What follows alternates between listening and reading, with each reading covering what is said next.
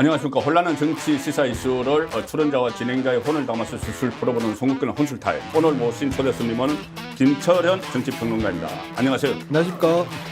자, 김철현 평론가님은 이 스픽서에서는 고정 출연을 하고 계시는데 송국근의 혼술에서는 아직 한 번도 모신 적이 없기 때문에 우리 송국근의 물론 같이 스픽서 시청자분과 송국근의 혼술 시청자분께 좀 자기 소개 겸 간단히 인사를 부탁드립니다. 예, 오늘 혼술에서 처음 인사드리는데요. 이렇게 초대해 주셔서 너무 감사합니다. 저는 그 정치 현장에 한 20여 년 있었는데요. 서울시의원을 지냈었고요. 그다음에 오세훈 민선 2기 때 서울시 홍보기획관, 시민소통기획관을 지냈습니다. 그리고 그 국무총리를 지내신 이완구 전 의원 국회 보좌관을 했었고요. 마지막은 권영진 대구시장의 대구시 정무특보를 지냈습니다. 지금은 이제 아무래도 우리 시청자분들께 좀 좋은 평론 들려드리려고 지금 노력하고 있습니다.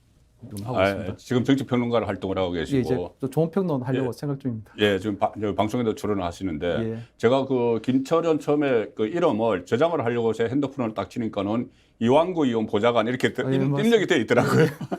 그게 아마 2014년 정도 됐을 겁니다. 예, 그래서 이제 정치권에 상당히 오래 몸담으셨고 여의도 연구원에도 지금 그 개건연구원으로도 활동을 하셨고 그래서 여의도 정치 현장에 오래 계셨는데 지금 일단 국민의힘 당권 경쟁 먼저 이야기를 해보면 이 여당 당 대표 경선에서 이렇게 그 대통령의 의중, 그러니까 이른바 윤심 논란이 일어나는 것이 대통령 의중 논란이 일어나는 것이 저는 거의 뭐 이렇게까지 하는 것은 처음 보는 것 같은데 어쨌든 윤심은 지금 있다고 보시는지 그리고 윤심이 있다면 지금 언론에서 분석하는 것처럼 김기현인지 한번 냉철하게 한번 분석을 해 주세요. 윤심이 있습니까? 일단 윤심이라고 하는 게 뭐 대통령의 마음이잖아요. 예. 그래서 사실은 그런 것들이 뭐 방금 얘기하신 것처럼 조금 보이지 않는 손, 보이지 않게 드러나야 되는데 지금은 사실 100만 당원들 누구라도 저 대통령의 마음, 그 윤심이 어디에 있구나 이런 것들은 지금 다 알게 되는 상황이거든요. 보이네요. 그래서 사실 그것이 이제 뭐 좀 세련되지 않은 부분이 있는데 이렇게 이 윤심 논란이 벌어진 이유는 딱 하나라고 봅니다. 그거는 역대 최약체 당대표 후보가 났기 때문입니다. 윤심이 찍은. 그러니까 이제 흔히 김기현이 역대 그렇습니다. 역대 최약체 후보입니다. 왜냐하면 처음에 4등 5등 했어요.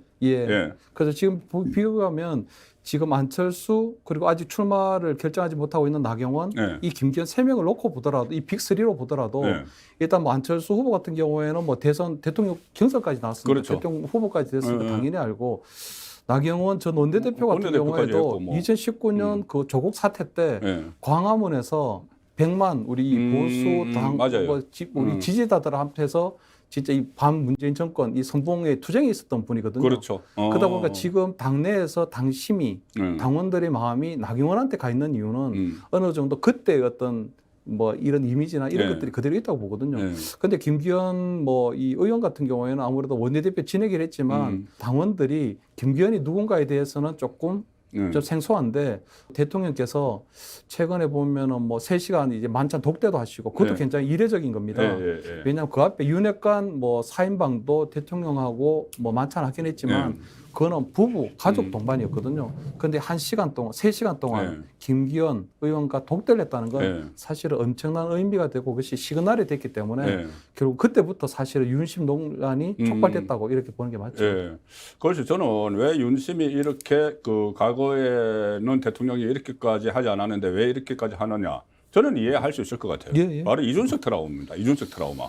이준석이 이 야당 대표를 하다가 여당 대표가 됐는데 정권 초창기에 호흡을 맞추지 못하고 계속 내부 총질을 하고 이렇게 하니 이번에는 좀 친정체제, 그럼 친정체제를 만들어야 되겠다. 그리고 이준석처럼 자기 정치를 하지 않을 관리형 그 대표를 되어야 되겠다. 이런 생각이 강했던 것 같아요. 예, 맞습니다. 그 대통령은요, 3개의 지위를 가집니다. 3개. 그러니까 대통령이 흔히 얘기하는 것처럼 우리 헌법에 따르면 행정부의 수반이기도 하고 그렇죠. 또 행정부, 입법부, 사법부를 통과하는 대한민국을 대표하는 국가 원수이기도 하고요.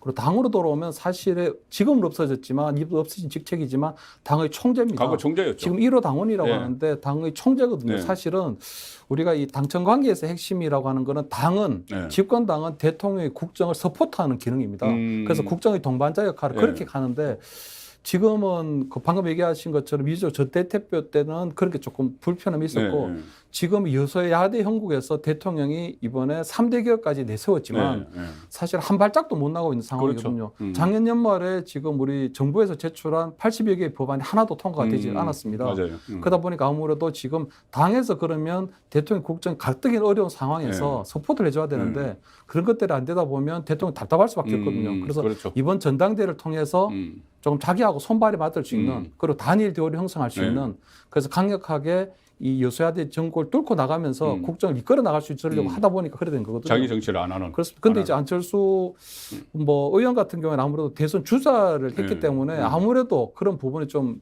껄끄럽기도 하겠죠. 아무래도 경선 과정에서 있기 때문에. 그리고 나경원 의원 같은 경우에도 아무래도 굉장히 그런 게 있기 때문에 아무래도 자기하고 함께 좀 편하게 좀 할 수 있는 그런 분을 조금 하는 게 좀 당연하다고 생각하고 그런 윤심에 있어서는 그걸 논란이라고 하기보다는 그런 분들은 좀 자연스럽게 받아들이는 게 맞지 않나 하는 생각입니다. 민주당도 그렇죠. 그렇게 했거든요. 그리고 조금 전에 역대 최악체라고 표현을 하셨지만 그래도 김기현 의원에 대해서 윤심이 실리는 것을 거의 뭐 지금 다 안다고 하셨잖아요. 보이지 않는 손도 아니고 보이는 손으로. 윤심이 실리니까 국민의힘 지지층에서 지지율이 확 올라가고 있어요. 그러니까 윤심이 결국은 뭐 효과를 미치고 있다, 영향을 미치고 있다고 봐야 되는 거죠. 당원의 마음은 갈 때입니다, 갈 때.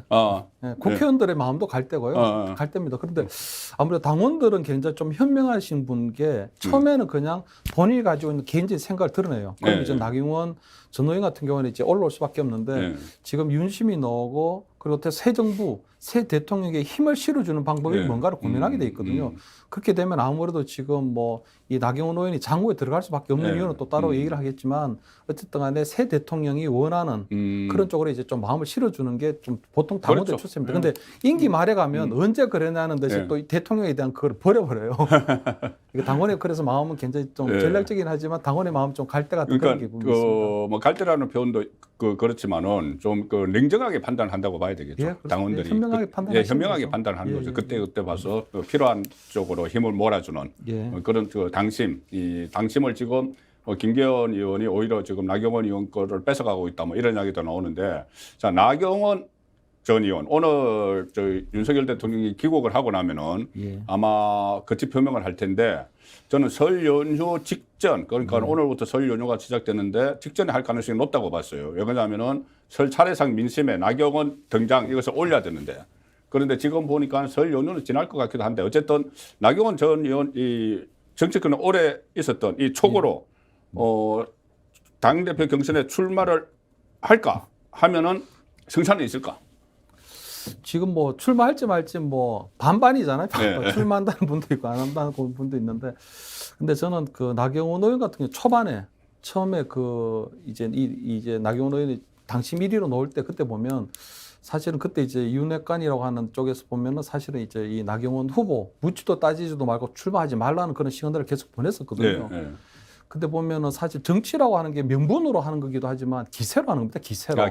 기세로 하는 겁니다. 그래서 만약에 내가 그래도 사선 의원의 전직 원내대표까지 지냈는데 정말 지금 이제 우리 주류라고 하는 쪽에서 그냥 묻지도 따지지도 말고 불출마하라 그러면 기세상 이거는 나올 수밖에 없는 상황이거든요.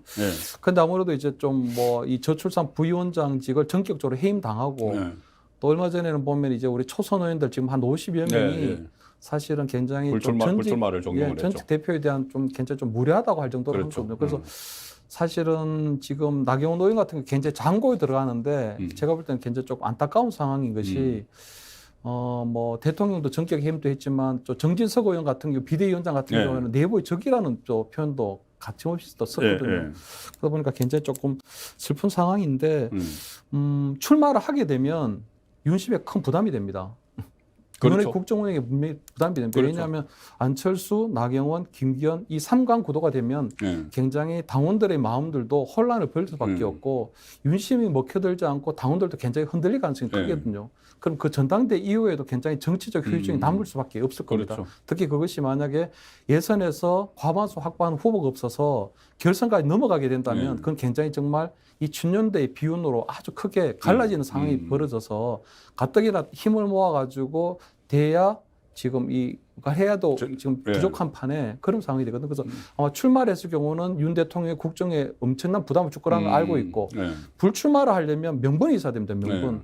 그래서 지금 사실 본인이 사선 의원으로 전직 원내대표까지 한 사람이 물러나려면 뭐 좀 명분이라도 있어야 물러나야 되는데 그래서 저는 지금 기다리고 있다고 봐요. 저는 나경원 의원이 누군가 지푸라기라 같은 명분이라도 좀 주기를. 그래서 저는 이럴 때 김기현 후보가 김기현 의원이 저는 이 나경원 의원을 만나서 어쨌든 간에 좀 정치력을 발휘해야 된다.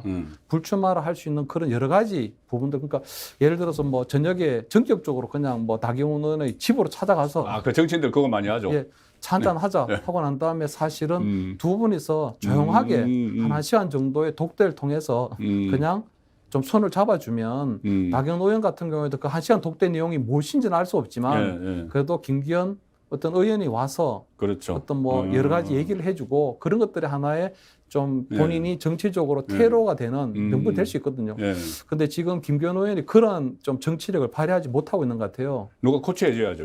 그 김장연대에서 코치를 해줘야죠. 근데 지금 아마 뭐 너무 무섭게 지금 거기다가 지금 뭐 어제 찌라시에 보면은 뭐 YS의 손자가 지금 청와대에 근무하고 있는 YS의 손자가 다음에 동작에 뭐 출마할 거다, 그런 이야기 거다 이런까지 나오는 거는 대통령실에 가 있어요. 그래서 사실 전직 원내대표까지 지낸 뭐 나경원 의원의 뭐 그동안의 정치 행보가 어땠는지 모르지만 본인이 지금 오늘 보면은 이제 본인이 걸어온 정치 여정을 둘러보고 있다고 하잖아요. 그래서 출마를 하게 됐을 때 부담을 줄이려면 불출마할 수밖에 없는데 그 불출마 속에서 저는 정기 은퇴까지도 고려하고 있지 않을까 하는 이런 생각을 합니다. 그래서 본인이 불출마하게 되고 명분 없이 불출마했을 경우에 과연 내년도에 과연 당에 공천 신청을 하고 당을 위해서 본인이 후보로 뛸 수 있을까 하는 것까지도 고민해서 불출마라는 건 저는 정기 은퇴까지도 고려할 수 있다 이렇게 봐야 될 것 같습니다. 저는. 근데 일단 뭐 불출마를 해도 명분이 있어야 된다는 말씀이시고 그렇습니다. 그 명분을 오히려 지금은 김기현 그 의원이 주는 게 낫다. 그 포용한다고 했잖아요. 포용을 해서 포용한다고 하고 포용을 했죠. 포용한다고 이야기를 했죠. 그런 모습을 이제 보여줘야 됩니다. 통합한다고 했으니까. 그러니까 저 얼핏 생각나는 게 가령 예를 들어서 문재인 그때 민주당 대표가 김종인 집에 찾아가서 비대위원장 맡아달라고 해서 비대위원장 맡았죠. 뭐 그런 상황. 또 그 전에 뭐 실패로 돌아갔지만 노무현 후보가 정몽준 후보 그 단일화 막판에 이제 뒤집었을 때 자택까지 찾아가서 그게 정치거든요. 그렇죠. 그런 식으로 하는 명분을 줘야 된다. 그러니까 지금 그 김기현 뭐 우리 의원 같은 경우는 이제 뭐 윤심을해서 일단 뭐 후보 되고 또 윤핵관 우리 뭐 김장연대도 하고 있는데 사실 그러한 정치력을 보여줘야 당원들이 믿음이 생깁니다. 그렇죠. 저 이제 당 대표를 믿고 우리 갈 수 있겠구나. 김기현을 위해서도 그렇게 해야 되겠네요. 맞습니다. 그리고 그래야 본인이 그 당원들을 안아줘야 나경원을 안는 모습을 보여줘야 나경원을 지지했던 당원들을 안을 수 있는 거고요. 그것이 곧 본인이 대표가 됐을 때 대표 힘이 될 수도 있는 겁니다.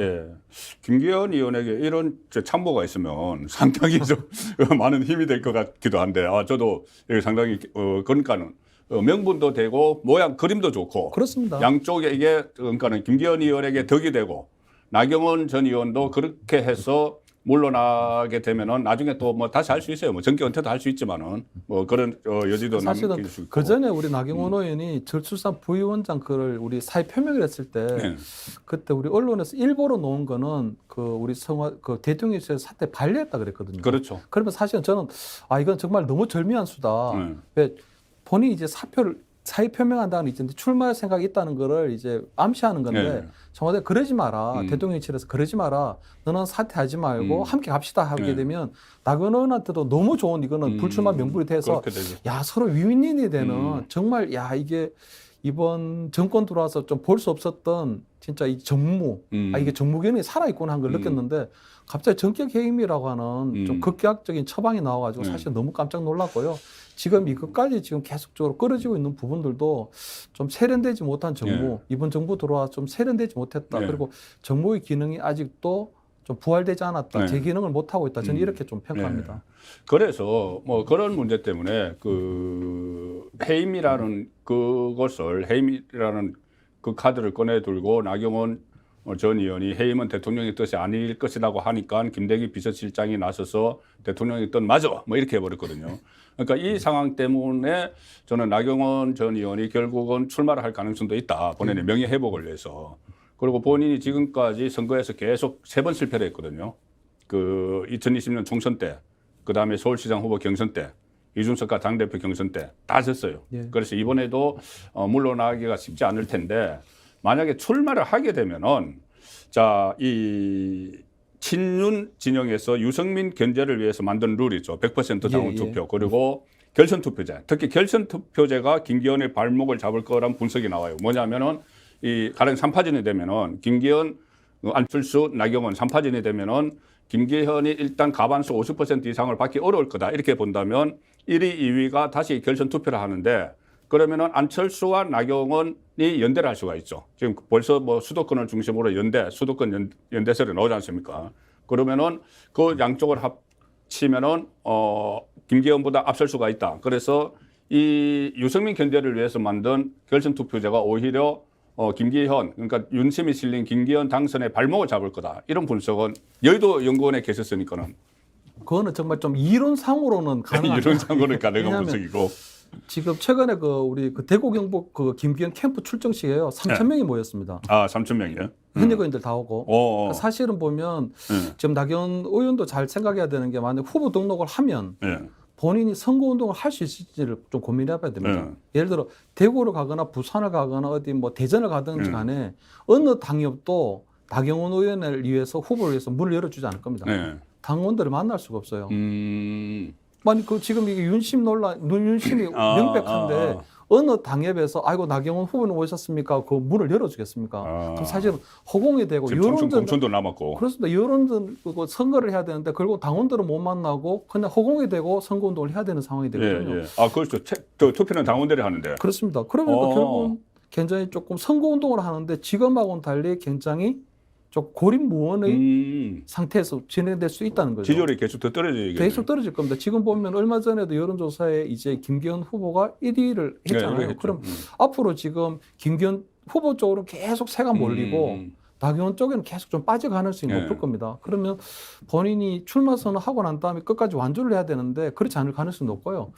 두 번째는 이게 결선으로 가게 되면 엄청난 정책 휴직이 남게 됩니다. 왜냐하면 방금 얘기하신 것처럼 1차에서 만약 김기현 후보가 갑을 넘지 못하면 안철수, 김기현, 유승민, 이준석 그동안 이 모든 사람들이 소위 말해서 이 김기현이 반대편에 있게 될 텐데 그렇게 되면 이것이 55대 45로 이기든 60대 40으로 이기든 엄청나게 당의 비주류라고 하는 부분을 키우게 되는 거거든요. 아, 그렇죠. 그렇게 되면 결국은 윤 대통령이 원했던 당의 모습은 아닐 것이고 안정적으로 본인의 국정을 서포트해 줄 수 있는, 믿을 수 있는 진정도 안 될 것이고 그렇기 때문에 저는 아마 아까 말씀드린 것처럼 초반에 말씀드렸던 것처럼 당원들의 좀 현명한 결정이 김기현 쪽으로 될 거다. 그리고 그러면 1차에서 과반수 넘을 거다. 그렇습니다. 왜냐하면 그렇게 되지 않으면 너무나도 큰 휴직이 남기 때문에. 그래서 지금은 윤심은 명백하고 당심은 흔들리고 있지만 마지막에 어떻게 보면 윤심 호소인들 윤심 우리 대변이라고 할 거다 이런 분들이 나서서 저는 그 상황은 반드시 만들 것이다 이런 생각을 합니다. 그래서 사실은 지금 결선까지 같은 얘기를 오면서 아마 그것이 나경원 대표의 어떤 출마 결심에 영향을 미치고 있는지 모르겠지만 저는 나경원 의원이 본인의 명예도 있지만 본인 명예보다는 좀 당과 구당과 나라를 위한 그런 선택을 했으면 하는 생각입니다. 지금은 당을 위한 선택이 중요하거든요. 그동안 당에서 나경원 의원이 기여한 바도 많지만 당에서 은혜를 입은 부분도 굉장히 많기 때문에 지금은 당을 위한 이 헌신이 어떤 것들인가 선당우사. 그게 좀 필요하다고 봅니다. 전 지금 100일 정도는 해야 될 거라고 봅니다. 이제는. 어제 김영한 충북도지사가 나경원 전 의원이 불출마해야 되는 이유 3가지를 썼는데 저는 마지막 세 번째 이유가 뭐였냐면은 이게 지금 민주당 지지층에 나경원 전 의원이 얹혀 있다는 거예요.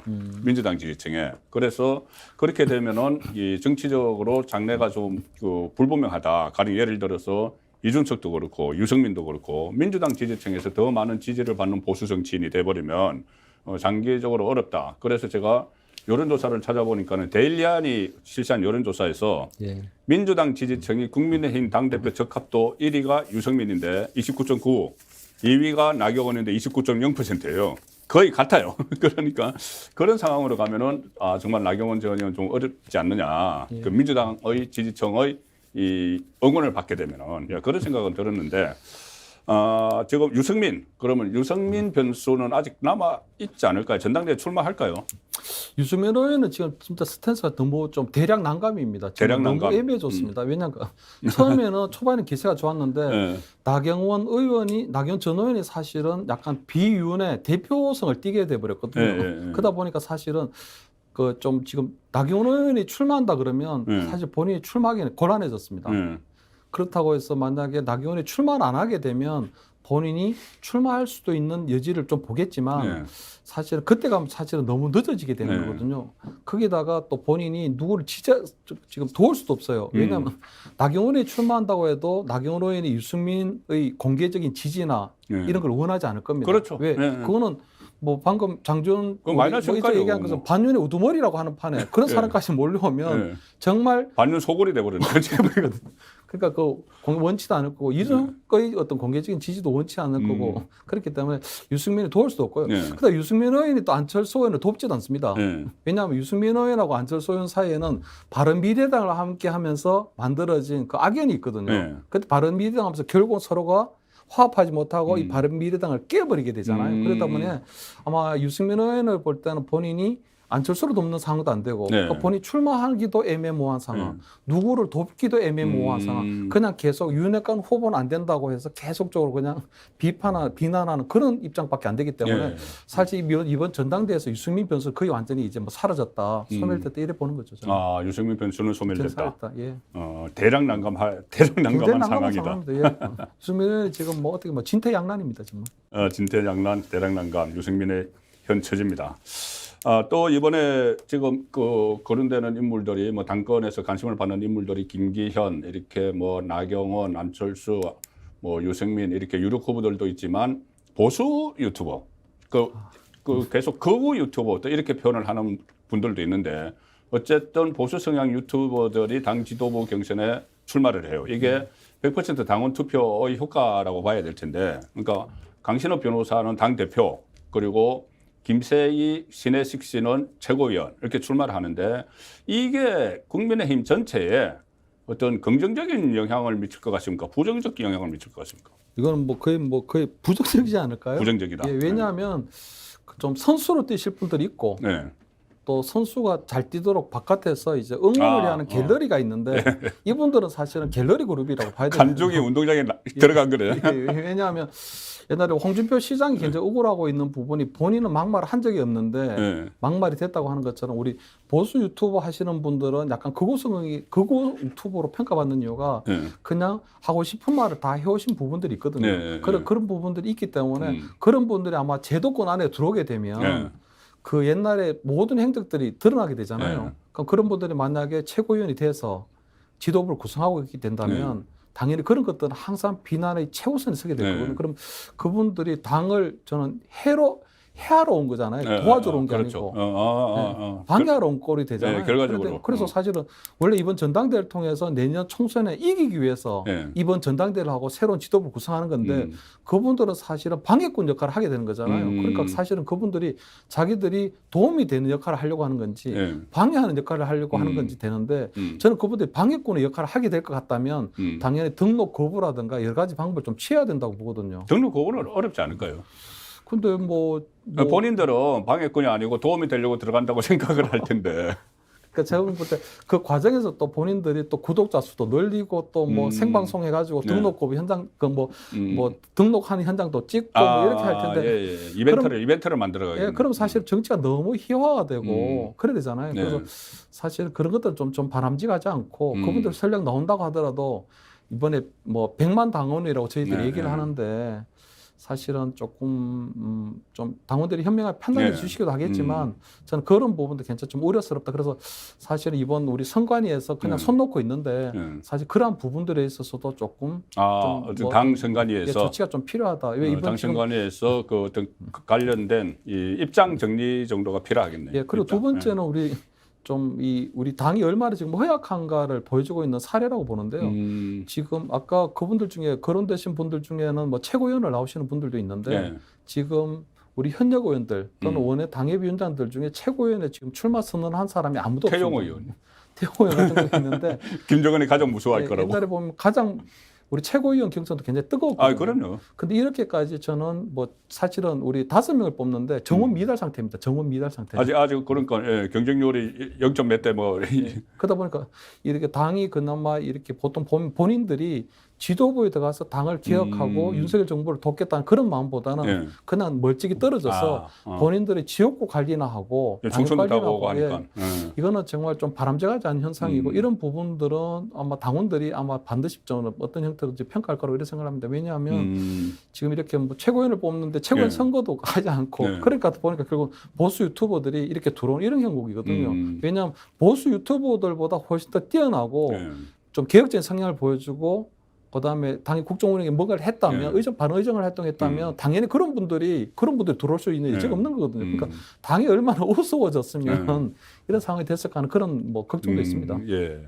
어쨌든 그 보수 유튜버들의 지도부 도전은 상당히 좀 부정적으로 보시는 입장이시고. 예. 자, 그러면 이 당권 문제 이야기를 마무리하면서 근본적인 문제를 한 2개 짚어볼게요. 첫 번째는 당 대표가 되면 정말 공천권을 가져갑니까? 지금 자기 당 대표가 공천권을 행사하기 때문에 당 대표 경선에 서로 나서려고 한다 이런 이야기인데, 자 특히 집권 여당에서 당 대표가 물론 뭐 공천관리위원회도 따로 구성이 되지만 그 전에 뭐 어쨌든 청와대 시절에 청와대에서 많이 이 영향력을 행사를 하고 물론 어느 정도는 가져가요. 그 과거에 이 모 대표는 그 20명을 청와대에 요구를 해서 그 뭐 파동이 일어나고 한 적이 있는데. 그 뭐 알려지지 않은 이야기지만은 그런데 과연 당 대표가 공천권을 어느 정도 행사합니까? 집권당의 당 대표는 공천권이 없습니다. 그렇죠. 그 2가지 사례를 말씀드리면 이명박 정권 때는 2008년도에 18대 우리 총선이 있었습니다. 그때 아마 기억하실지 모르겠는데 이방호 당 사무총장이 사실은 그때 공천을 주도했다 그러거든요. 당 사무총장하고 그 밑에 정종복 의원, 예, 우리 사무부 총장. 근데 그때 보면 당대표가 누군지 기억하세요? 당대표가 누구였죠? 그러니까 그때 당대표가 공천권이 있었다면 기억을 하셔야 되는데 그렇죠. 그때 당대표가 강재섭이었습니다. 그때 강재섭이었죠. 근데 강재섭이 그때 아마 거의 공천권을 행사하지 못했고요. 예. 아, 그렇죠. 친이 쪽에서 다 했으니까. 그다음에 2016년도 우리 박근혜 정권을 얘기하면 지금 우리 서청원하고 이제 우리 김무성 사이에서 이제 이제 청와대 우리 그때 박근혜 우리 청와대에서는 서청원을 밀었는데 이제 김무성이 된 사례 있잖아요. 근데 그러면 우리 김무성 대표는 공천권이 있었을까요? 없었기 때문에 그때 옥새 들고 나르샤 옥새 들고 나르샤 그 부산으로 영도로 가버렸죠. 아니 당 대표 공천권이 그렇게 많은데 왜 옥새를 들고 나르샤는 그런 일이 벌어지겠습니까? 그러니까 뭐냐 집권당에서 당 대표는 이 어떻게 보면은 대통령을 어떻게 보면 서포터하고 보호자하는 역할이 거치는 거지. 그 사람이 절대로 공천권을 쥐고 흔들 수 있는 상황이 안 된다. 그리고 아까 말씀드린 것처럼 최약체 당대표가 들어오는 상황에서는 김기현 당대표에 만약에 일각에서 얘기하는 것처럼 김기현 당대표에 만약 장제원 사무총장 구도가 된다면 그럼 장제원이 나오나요? 제가 볼 때 당대표가 그렇게까지 하지는 못하지 않을까 하는 그런 생각입니다. 그래서 지금 안철수 후보가 어떻게든 간에 본인이 이제 공천을 좀 뭐 이렇게 공평무사하게 뭐 공명정당하게 했다 하와 이런 부분들은 좀 던지는 시사점이 좀 있기는 있는 거죠. 자, 그러면 2번째 그 궁금증, 이게 마지막 궁금증인데 당권과 관련해서 당 대표가 총선에서 득표에 많은 도움을 주나요? 당 대표가. 그러니까 가령 예를 들어서 뭐 김기현이 당 대표 하는 것과 나경원이 당 대표가 하는 것과 안철수가 당 대표 하는 게 서로 다를까요? 당 대표는 사실은 지금 어느 정도 도움이 될 때도 있지만 보통 총선 때는 총선의 어떤 우리 그 전략이 있거든요. 총선에 우리 그림이 있습니다. 그러니까 내년 총선이 되면 사실 당 대표보다는 윤석열 정부에 대한 중간 평가라는 건 분명하죠. 아, 그렇죠. 윤석열 정부가 잘했으면 내년에 좋은 평가를 받을 것이고 윤석열 정부가 생각보다 못했다. 그러면은 거기에 대한 중간 평가를 하는 거거든요. 우리나라의 유권자들 굉장히 현명합니다. 그렇기 때문에 그렇고요. 2번째는 김기현이 되든 안철수가 되든 나경원이 되든 그런 사람들은 반드시 그때 가면은 중앙선대위원장, 그러니까 공동선대위원장이 한 명이 되는 거고요. 그렇죠.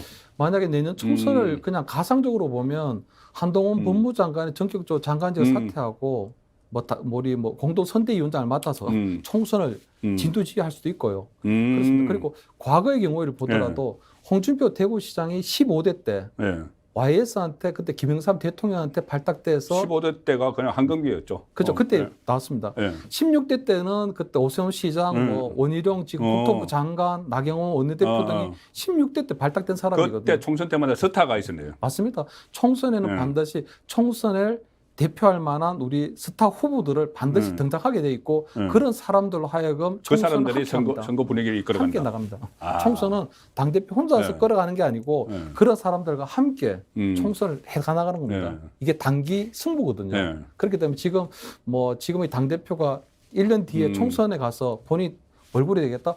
그래서 그 사람이 1년 잘하면 그때 얼굴이 될 수 있지만 지금 당대표 된 사람이 1년 동안 당 운영하는 좀 엉망이다.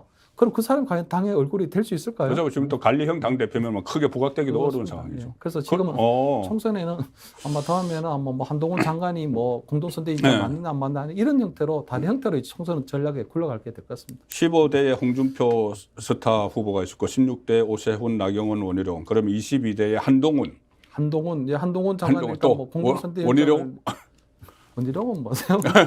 근데 어차피 권영세 장관이 원희룡 장관은 어차피 다 이제 당으로 복귀해서 출마하셔야 그렇죠. 될 출마하죠. 그런데 이제 가장 대표적인 스타 그 총선 분위기를 이끌어갈 사람은 한동훈이다. 그렇습니다. 그리고 나머지 이제 그 밑에 함께할 총선 스타 후보들은 지금부터 아마 여야가 아마 서로 발굴하고 막 서로 영입하려고 아마 곧 영입 전쟁이 벌어질 겁니다. 아마. 그렇겠죠. 그때 15대 때 YS DJ가 서로 뭐 새로운 임무를 수혈하기 위해서 해서 그때 나왔던 사람들이 박근혜 전 대통령도 그때 보궐선거지만은 15대 때였어요. 15대 보궐선거. 대구에서 탈선해서 나오실 때. 그리고 그때 뭐 정의아 전국회 의장, 뭐 김무성, 뭐 여러 사람이 15대 때 나왔거든요. 22대 때도 아마 한동훈을 비롯해서 특히 여당 쪽에서 보수 정당 쪽에서 상당히 물갈이가 있을 것 같은 느낌은 그렇습니다. 예. 그래야 뭐 하니까요. 우리 김철원 평론가님도 그 물갈이 있을 때 한번 들어가셔야 되는 거 아닌가요? 그래서 저도 뭐 정당에 그 꿈을 갖고 왔는데 언제 그 잃어버린 꿈이 됐거든요. 왜 벌써요? 근데 뭐 아무래도 현장에 오래 있다 보니까 뭐 훌륭하신 분들도 많고. 지금 말씀하시는 거 보면 상당히 이 정치 감각이 상당하신 것 같아요. 그래서 그냥 뭐 좀 저 나름대로 그냥 어른의 꿈이 있어야 되거든요. 그래서 어른의 꿈을 나름대로 좀 조심스럽게 뭐 한번 꿔보려고 하는 생각 중입니다. 알겠습니다. 이 정치권에 오래 계신 분들이 정치에 들어가면은 대체로 보면 잘 하시더라고요. 밖에 온 사람들보다는. 그래서 이 아마 국정 운영도 비슷한 것 같은데 윤석열 대통령 같은 경우에 검사 생활만 하다가 처음에 이 대통령이 되고 나서 좀 잘 안 됐죠. 뭐 지지율도 떨어지고 특히 이 정권 교체가 되고 나니 이 민주당에서 계속 여러 가지 프레임을 막 걸고 그런 상황에서 이 국정 운영 지지율이 떨어져서 고생을 했는데 자, 윤석열 대통령 국정 운영 평가를 해 주시죠. 100점 만점에 몇 점이고 그 이유는 뭔지. 지금 사실은 아직까지는 말씀 잘 하셔야 됩니다. 아까 저 총선 공천은 지금 당 대표가 하는 게 아니라고 말씀하셨습니다. 뭐 컨퍼니 뭐 그건 이제 별개로. 하여튼 그 윤석열 대통령 아직까지는 부정적 평가, 긍정적 평가보다 높습니다. 그렇죠. 그러니까 아직은 윤석열의 어떤 국정 또는 윤석열의 정치가 제대로 국민들에게 못 비춰주는 부분이 있는데요. 저는 그 중에서도 일단 외교 안보, 또 에너지 이런 분야에 있어서는 굉장히 조금 저는 한 거의 90점 이상의 높은 점수를 주고 싶은 게 얼마 전에도 보면 우리 가장 중요한 게 그 한미일 안보 동맹이 지금 확고해졌다거든요. 그렇죠. 그동안 문재인 정부에서는 우리 중국하고 미국 사이에서 눈치 보기 일가했는데 지금 우리가 분명하게 미국, 일본, 한국을 위해서 한미일 삼각 동맹이 확실하게 완성이 됐습니다. 그러다 보니까 그 힘이 생기니까 사실 이번에 중국의 우리 코로나 상황에서 우리가 먼저 비자를 거부하는 이런 일이 있었거든요. 그렇죠. 저는 그걸 보고 정말 이건 우리 한국 외교사에 길이 남을 진짜 이건 명장면입니다. 코로나 문재인 정부 초기에 뭐 의사협회에서 열 몇 번 건의해서도 그 입국자들 안 막았잖아요. 사실은 중국에서는 우리 한국을 보기로 진짜 약소국 옛날에 조공이나 갖다 바치던 이 힘없는 나라로 보고 항상 자기들 우리가 수동적인 외교를 펼쳤는데 이번에 우리가 먼저 중국에 대해서 선빵을 날린 거거든요. 이것만 해도 한미일의 어떤 굳건한 안보 동맹을 기본으로 해서 우리가 외교에 대한 자신을 가지고 있다. 두 번째는 이 에너지인데 우리가 문재인 정부 때는 탈원전이었습니다. 탈원전. 그렇죠. 원전을 죽여버렸거든요. 근데 이번에 아랍에미레이트에 가서 우리가 30조 원의 우리가 투자 를 이끌어냈습니다. 네. 근데 30조가 포괄적인 게 아니고 굉장히 구체적으로 30조 원을 우리가 약속 네. 받아냈어요. 이거는 MOU를 한 40개 체결했으니까. 어마어마한 겁니다. 왜냐하면 그 아랍에미레이트가 영국하고 한 5조, 네. 러시아하고 한 6조 이 네. 정도밖에 안 되거든요. 그 30조의 큰 선물을 받아오게 된 건데 그것도 보면은 이명박 정부 때 만들었던 바카라 원전 거기서부터 사실은 서로 간에 한국과 우리가 아랍에미레이트 사이에 굉장히 굳건한 그 신뢰관계가 만들어졌기 때문이거든요. 그래서 그런 부분에 외교 안보 그리고 에너지 이런 부분에서 상당히 뭐 평가를 내고 있다고 보고 단지 지금 글로벌 경제가 굉장히 안 좋습니다. 경제가 그러다 보니까 지금 우리 국민들이 사실은 가장 바라는 거는 천심은 바로 이 먹고 사는 문제거든요. 먹고 사는 문제인데 지금 그런 부분에서 굉장히 성과를 내고 또 노동개혁 뭐 교육개혁, 연계혁 이런 3대 개혁도 굉장히 우리 보수 어젠다는 리딩을 잘해가고 있는데 아무래도 연말까지 계속 갈수록 우리 세계 경제학자들이 예측하는 것처럼 경기가 계속 나빠지게 되면 아마 뭐 윤석열 정부에 일단 국정 운영은 굉장히 평가는 굉장히 좀 짜게 놓을 가능성이 높다. 근데 어쨌든 지금 나름대로 굉장히 보수 어젠다라든가 대한민국 어젠다는 분명히 세팅하고 있다. 특히 가장 중요하게 여기는 우리 자유민주주의, 그다음에 우리 법치주의, 그다음에 자본주의 이런 것들에 대한 시장 경제에 대한 이런 확고한 믿음은 우리 국제 세계나 우리 국민들에게 심어주고 있는 게 아닌가 그런 거에 대해서 좀 높게 평가합니다. 그러니까 100점 만점에 몇 점? 지금 전체적으로 볼 때 한 60점 되죠. 60점 별로 높게 평가한 건 아닌 것 같은데. 근데 어쨌든 간에 과락은 면했지만은. 과락 면하고 아직까지는 그냥 기대되는 기대되는 기대 점수. 지금 뭐 그냥 뭐 이렇게 뭐 제가 점수 얻기위해서 할 게 아니고 한 60점 정도 어쨌든 간에 앞으로 기대된다. 이 정도면 왜냐하면 문재인 5년 정권을 정상화시키는 과정이기 때문에 그 과정에서 어쨌든 저항이 있을 수밖에 없고 그리고 아직까지는 국정 운영 열심히 하고 있지만 국민적인 평가는 한 60점 정도밖에 안 될 거 아니냐 이런 생각을 합니다. 그러니까 상당히 저는 중요한 말씀을 하셨다고 생각을 하는 것이 보통 대통령의 국정 운영을 평가를 하면은 정치 분야, 정치 쪽으로 많이 평가를 해요. 뭐 인사 문제라든가 아니면 대야 관계가 어떻고 뭐 그런 평가를 많이 하는데 실제로 대통령의 그 업무는 90%가 비정치적인 거다. 지금 말씀하신 외교 문제나 안보 문제, 경제 문제. 맞습니다. 여기가 90%가 있고 국내 정치 문제는 한 10%도 될까 말까 한데 전부 다 그걸로 막 평가를 하려고 하거든요. 여의도에서 평가를 하니까는. 그래서 지금 말씀하신 대로 이 뭐 외교 문제에서 중국에 대해서 강한 자신감을 보이는 이런 것이나 한미일 동맹 회복이나 또 경제 문제, 아랍에미레이트 가서 큰 성과를 거두는 이런 문제가 상당히 평가를 받아야 될 것 같아요. 맞습니다. 그런 부분도 굉장히 진짜 거의 뭐 100점 만점에 거의 90점 이상 그 받을 정도로 부분은 굉장히 평가입니다. 그러면은 지금 참모들이 잘 보좌하고 있어서 그런가요? 김대기 비서실장 그 교체론도 계속 나왔는데 지금 그 대통령실을 어떤 잘 하고 있다고 보세요? 가령 예를 들어서 나경원 전 의원에 대해서 이렇게까지 강하게 또 대통령실에 나서야 되느냐 그런 이야기도 있긴 있었거든요. 그것도 뭐 정치 문제이긴 한데. 지금 청와대 지금 그 시민소통 비서관 영상 청와대는 없어졌습니다. 그러니까 우리 대통령실의 그 핵심 비서관 4자리 아직도 비어 있습니다. 공석입니다. 비서관. 그러니까 시민소통 비서관, 뭐 대변인, 일단 이게 4곳이 비어 있는데 이게 핵심 비서관들이거든요. 굉장히 중요한데 이게 지금 몇 개월째 공석이라고 하는 게 지금 우리 대통령실 비서실에 대한 그 현 주소를 보여주고 있다.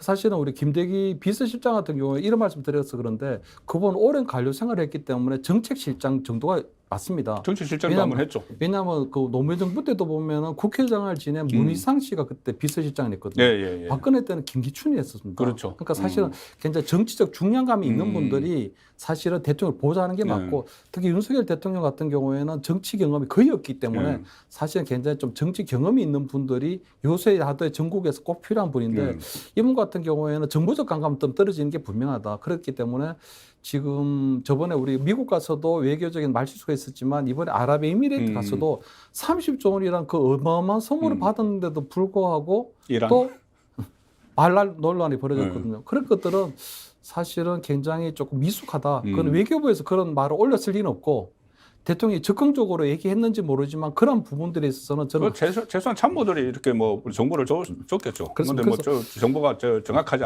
않은 그런 정보를 줬을 가능성이 있어요. 그래서 지금 우리가 여소야대 전국에서 대야 관계도 잘 못 풀고 있고 그다음 비서실장이 우리 당내 안에서의 갈등 문제도 풀어야 되거든요. 근데 그런 부분, 그러니까 당정청 회의를 할 때, 그럼 고위 당정청 회의에서도 김대기 비서실장의 목소리는 거의 없습니다. 그렇기 때문에 사실은 비서실장이 원래 비서기 때문에 뭐 대통령이 뒤에서 보좌하는 것도 맞지만 비서실장이 리딩을 해야 되는 부분이 있는데 그런 걸 잘못하고 있다. 그래서 저는 이번에 뭐 우리 예고에 말실도 있었지만 지금쯤은 이제 우리 대통령 비서실에 대한 비서실장에 대한 조금 우리 뭐 교체, 그다음에 우리 우리 이 초기 정부에 우리가 얼마 전까지 우리 두세 개 장관에 대한 우리 교체설이 나왔는데 그렇죠. 우리 정부에 대한 어떤 쇄신 구도 이런 것들도 좀 검토할 때가 됐다. 그래서 청와대 그러니까 우리 대통령실 비서실, 대통령 비서실장을 포함한 우리 쇄신, 인적 쇄신이, 예, 그다음에 우리 정부의 우리 장관 교체방 그런 개신 이런 것들이 지금은 조금 필요할 때가 됐다. 이런 생각을 좀 합니다. 인적 쇄신을 할 타이밍이다. 맞습니다. 이제 좀 교체해야 될 타이밍이 온 것 같습니다. 자, 인적 쇄신도 그 지금 타이밍이기도 한데 오늘 윤석열 대통령이 귀국하고 나면은 설 연휴가 끝나면 본격적으로 이재명 사법 리스크 정국이 전개될 거예요. 28일 날 토요일에 뭐 평일에는 일해야 되니까 토요일에 출석하겠다. 그런데 지난번에 1차 출석할 때는 평일이었거든요. 화요일에 출석을 해서 본인이 일을 안 한 것뿐이 아니고 41명의 민주당 국회의원들도 일 안 하고 성남까지 다 갔는데 이번에는 평일에 일해야 되니까 주말에 출석하겠다. 그러니까 검찰이 이번에 하루 가지고 부족한데 한 이틀 해야 되는데 이런 기세 싸움을 하고 있습니다. 이게 지금 어떻게 진행될 것 같아요? 결국 이 구속영장을 청구할 가능성이 높고 그것이 법원에서 받아들일 것인지 아니면은 더 중요한 문제는 저번에 그 노웅래 의원처럼 국회에서 체포동의안이 부결되는 상태로 갈지 한번 예측을 해보신다면.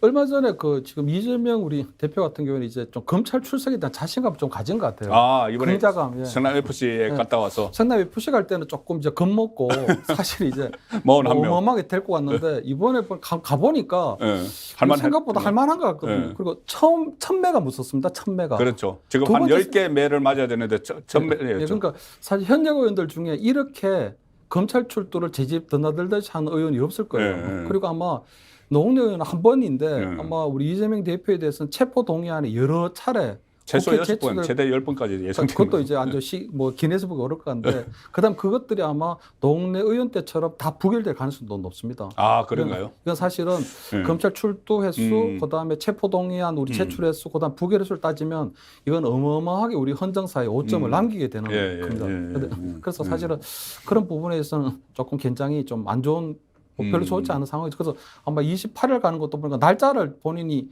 받고 뭐 이거 그날은 안 갈 테니까 새로운 날짜 가라겠다. 이번에 변호사만 데려가겠다. 근데 이번에 또 28일 정도에 또 갔다 오게 되면 그다음 백현동 건, 그다음 유리 신도시 건, 그다음 뭐 대북 송금 건, 뭐 상박을 변호사비 대납 건, 김성태 뭐 들어가 있고 지금 뭐 줄줄이 계속 가야 되거든요. 그래서 아마 거의 뭐 한 3, 4월까지 계속 한 2-3주 사이에 계속 국민들이 뭐 갔다 왔는데 또 가냐? 뭐 계속 이렇게 되지 않을까? 그런데 그렇게 되면 정말 국민들 피로감이 쌓여서 그때마다 민주당이 계속 부결하기도 참 어려울 것 같은데 어쨌든 그래서 하여튼 그런 부분들도 사실 검찰에서 또 그 부분을 굉장히 좀 고민해야 될 부분일 것 같습니다. 그렇죠. 그러니까 검찰에서 이렇게 이재명 그 대표에 대해서 사법적 잣대, 사법적 판단을 하는 것과 별개로 민주당 안에서는 이제 정치적 판단을 할 거거든요.